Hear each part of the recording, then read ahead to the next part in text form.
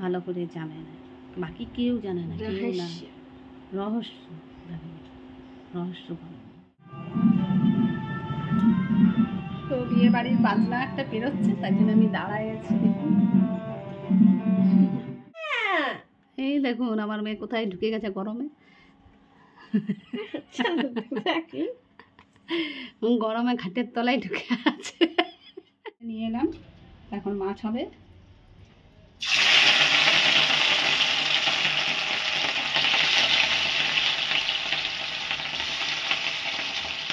তো নমস্কার বন্ধুরা, আপনারা কেমন আছেন? আশা করি সকলে খুব ভালো আছেন, আমরাও ভালো আছি।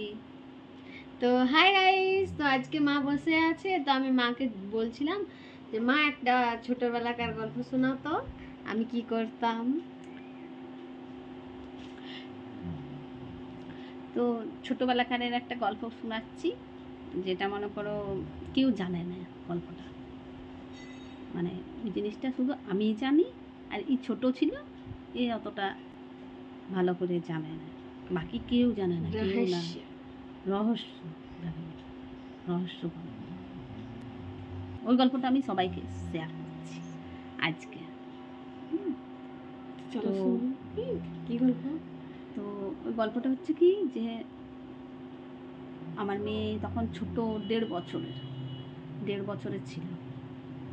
তো 1.5 বছর ছিল, কি হয়েছে তখন ওর চুলগুলো অনেক বড় বড় হয়ে গেছিল ছোটোতে, আর এখনো বড় আছে।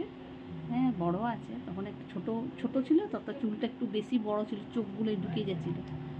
তখন কি করেছি, আমি একটা কাঁচি নিয়ে এলাম, আমাদের ঘরেরই একটা কাঁচি ছিল, তো সেই কাঁচিটা নিয়ে এলাম, এসে নিয়ে আর এর চুলটা বলি সেভ করে কেটে দেবো, একটু ছোটোগুলোকে একটু কেটে দেবো, ওটা করতে গেলাম।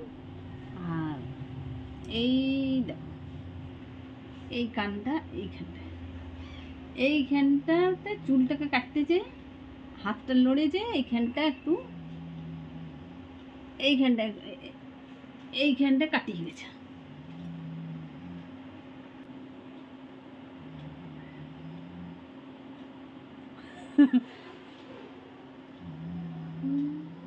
তারপর কি হলো, তারপর ওইখানে চুলটা ওইখানে কেটে নিয়ে এমনিভাবে রক্ত বাড়ছে, পুরা রক্ত, আর রক্ত বাড়ছে পুরা।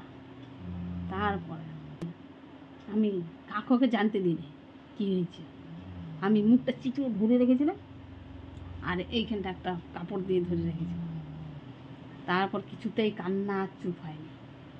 আমি তারপর দেখছি সবাই আছে ঘরের, আর আমাকে সবাই বুঝবে। তখন আমি কি করেছি, এর মুখটাকে চিপে একটা ফিটিং বোতল ধরে দিয়েছি মুখে, আর এইখানটা কাপড় দিয়ে চিপে ধরে রেখেছি, রক্ত বন্ধ হয়েছে। আর অনেক কষ্টে ভুলি দরজা কপাট সব বন্ধ করে, আর একদম ঘরের ভিতর কেউ যখন আওয়াজ না পায়, আর একদম চুপচাপ চুপ করে নিয়ে কোনো রকম করে চুপ করাই নিয়ে, আর কানের থেকে রক্তটা তুলা দিয়ে তারপরে কাপড় দিয়ে মুছে ওষুধ লাগাই বড় প্লাস, তারপরে আরও মলম টলম লাগিয়ে নিয়ে আর রক্তটাকে শুধু বন্ধ করেছি বাবা। আর তারপরে যাই হোক ঘরের লোকের থেকে, বকানির থেকে আমি বেঁচেছি, আর আমি বকানি পাইনি। যাই হোক, আর এই কিছুটা চুপচাপ হয়েছিল। এটা হচ্ছে ছোটবেলাকারের গল্প, এটা কেউ জানে না, এটা শুধু আমি জানি একা। আমার কানটা কেটে দিয়ে ছোটবেলাকার রহস্যের গল্প, গাইস কাউকে জানতে দেয় না, আমার কানটা কেটে নিয়ে চুপচাপ আছে। ওই জন্য তো আমি শোনাতে খুঁজি না ছোটবেলাকার গল্প। এই দেখো এইবারে প্যাঙানি লেগে গেল। গাইস আমার কানটা কেটে দিয়েছিল, আমি ছোট ছিলাম, আমি তো কিছু বলতেও পারছিলাম না, কোনো ব্যথা করছে। ও মারো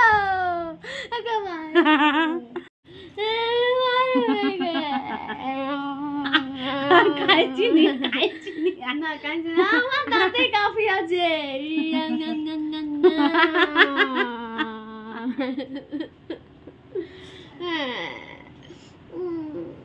তো আমি ঠিক আছে, এখন ঠিক আছে, কানটা একটুকু ক্ষমা করে দিলাম। এটা হলো এর ছোটবেলাকার গল্প, ভালো গল্প। কোনো মা রিস্ক লাও না বাচ্চাদের সাথে, কখনো চুল তুলের অস্তাদিগিরি করতে যাও না আমার মায়ের মতো। আর যদি বোটার কানটা কেটে যেত তাহলে কি হতো?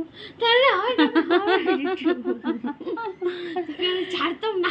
যদি ওর কানটা ছোট এতটুকু জায়গায় না কেটে কোটাটা কেটে যেত তাহলে আজকে তো এর কানটা বুচ্ছে আসিয়ে দিত, তাহলে এই কানের কি করে পড়তো, এত ঢং কি করে পড়তো। এইটা হলো আজকের গল্প। তো এবারে দুপুরে রান্নাতে লেগে গেলাম মেয়ের সাথে আড্ডা মেরে। তখন আমরা মা মেয়ে আড্ডা মারলাম, এবার রান্নাতে লেগে গেলাম। মাছ নিয়ে এসছে, দেখুন এই মাছটা নিয়ে এলাম, এখন মাছ হবে।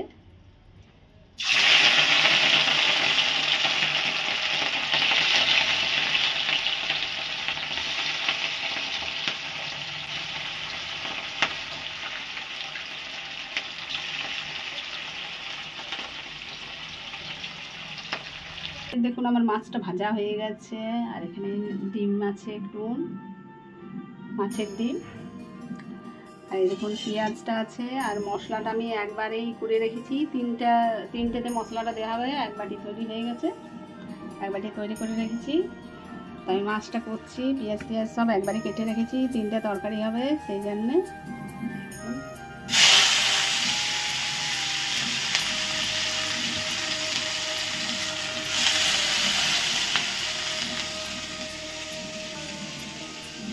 তো এখনই আমাদের এখান দিয়ে একটা বিয়ে বাড়ির বাজনা বার হচ্ছে, তো তার জন্য আমি যাচ্ছি দেখতে।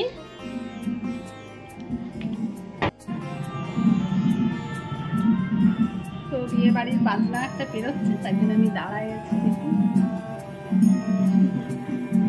পেঁয়াজটা ভেজে গেছে, ওদিকে বিয়ে বাড়ির বাজনা দেখতে যে আমার পেঁয়াজটা একটু ভাগ্যিস আমি আগুনটা কমিয়ে গেছিলাম, আর নয়তো আমার পেঁয়াজটা পুড়িয়ে যেত, মাছ রান্নার পেঁয়াজটা। তাহলে আমি এটাতে মশলাটা আমি একবার ডাবু মাছের মশলা উঠিয়ে নিচ্ছি, এটা আমি এক ডাবু মাছের মশলা দিয়ে দেবো, আর একটু সামান্য উঠিয়ে দিচ্ছি।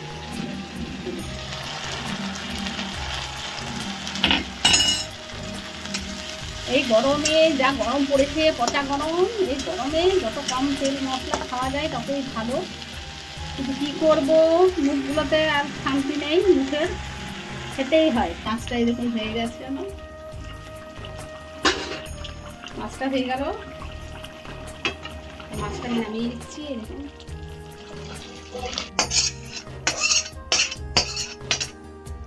মাছটা হয়ে গেল।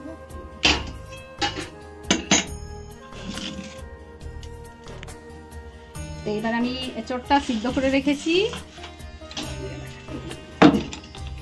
দেখুন আমি এঁচড়টা সিদ্ধ করে রেখেছি, এঁচড়টা করে নেবো। দেখুন সিদ্ধ করে রেখেছি এঁচড়টা, আমি এঁচড়টা এবার করে নিচ্ছি। দেখুন মাছের ডিমটাতে পেঁয়াজ আর মশলা দিয়ে রেখেছি, বেসন এনে দিয়ে আর বড়া ছিটবো এঁচড়ের জন্য দেবো। আর ফোড়নটা দিয়ে দিলাম,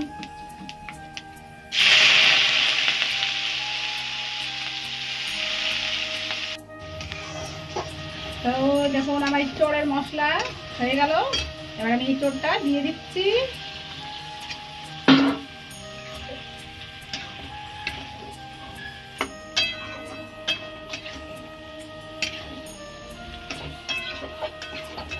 আমার এঁচড় খেতে খুব পছন্দ লাগে।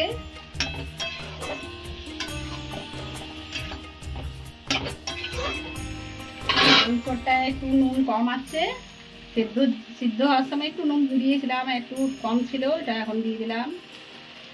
মশলায় আমি হলুদ মশলা সব দিয়ে দিয়েছি।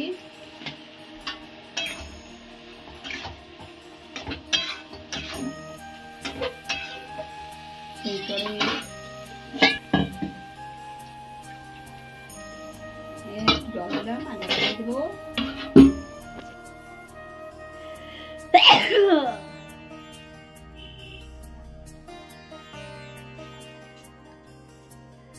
তো গরমে আমি ঘেমে গেলাম রান্না করে, তা আসুন তাহলে আমি কি আমার রান্না সব কমপ্লিট হয়ে গেছে।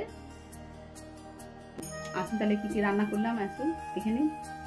এবার আমি রান্না করলাম মাছের ডিমের বড়া, দেখুন ইঁচড়টা করলাম কষা। আর দেখুন ভাত গরম গরম। আর এই যে দুটো ছেলে মেয়ের জন্য মাছ ভাজা, ওরা ঝোল খাবে, মাছ ভাজা খেতে বেশি পছন্দ করে, তাই জন্য মাছ ভাজা রেখে দিয়েছি। আর এই দেখুন মাছের ঝোল। আর এই দেখুন লাস্টে আমি আমের টক করলাম, আমের চাটনি চিনি দিয়ে। এটা হলো আজকের রান্না। এই হচ্ছে আজকের রান্না।